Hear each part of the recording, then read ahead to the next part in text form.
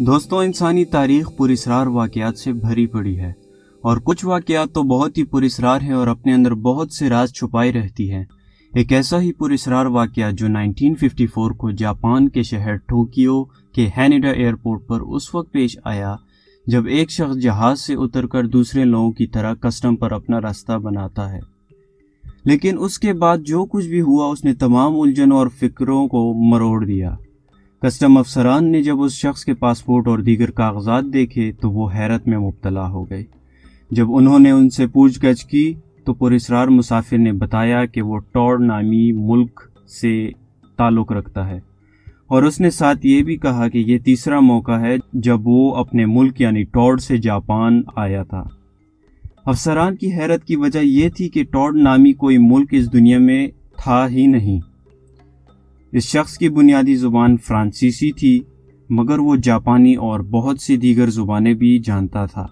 Officers اس بات کو لے کر بہت ہی پریشان ہو گئے کیونکہ انہوں نے کبھی بھی ٹوڈ نامی ملک کے بارے میں کبھی بھی نہیں سنا تھا۔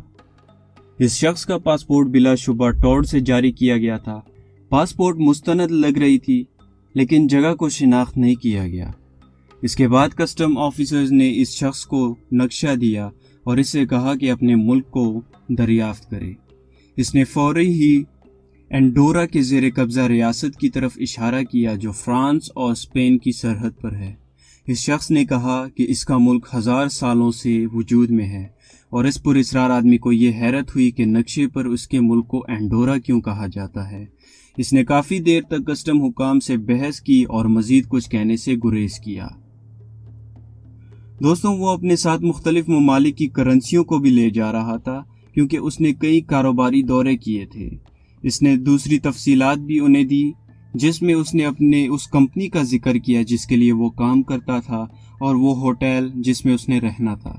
آفیشلز کو پھر یہ پتہ چلا کہ جس کمپنی کا اس نے ذکر کیا وہ ٹوکیو میں تو موجود ہے لیکن ٹوڈ میں نہیں، کیونکہ ٹوڈ ملک ہی نہیں پایا گیا، اور جس ہوٹل کا نام اس نے بتایا وہ بھی موجود تھا، مگر وہاں کے ملازمین نے آفیشلز کو آگاہ کیا کہ اس شخص نے ایسی کوئی بکنگ نہیں کرائی۔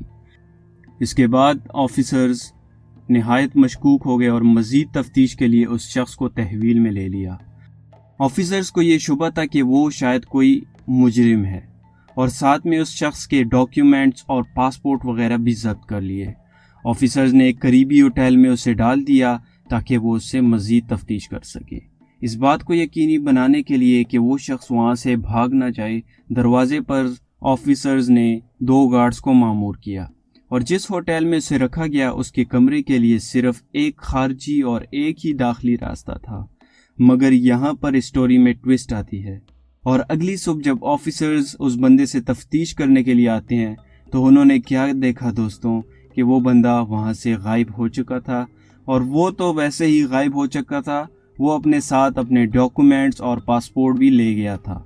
دوستوں، بعد میں یہ واقعہ جب نیوز کی ہیڈ لائنز پر آئی تو بہت سے لوگوں نے تجزیے دیے۔ کسی نے کہا کہ یہ شخص ٹوڈ سے ہی تھا مگر یہ ملک کسی دوسری کائنات میں ہے، اور کچھ لوگ تو یہ بھی کہتے ہیں کہ وہ شخص ٹائم ٹریولر تھا اور وہ غلطی سے ایئرپورٹ پر اتر گیا۔ دوستوں، آپ کی نظریات کیا ہیں؟ آپ کومنٹس میں مجھے انفارم کریں۔ دوستوں، اگر آپ لوگ مجھ سے انسٹاگرام پہ کنیکٹ ہونا چاہتے ہیں تو ڈسکرپشن میں نے اپنے انسٹاگرام کی ID دی ہے۔ دوستوں، امید ہے کہ آپ لوگوں کو میری یہ ویڈیو پسند آئی ہوگی۔ اگر پسند آئی ہو تو لائک کریں، سبسکرائب کریں اور شیئر کریں۔ Thank you so much.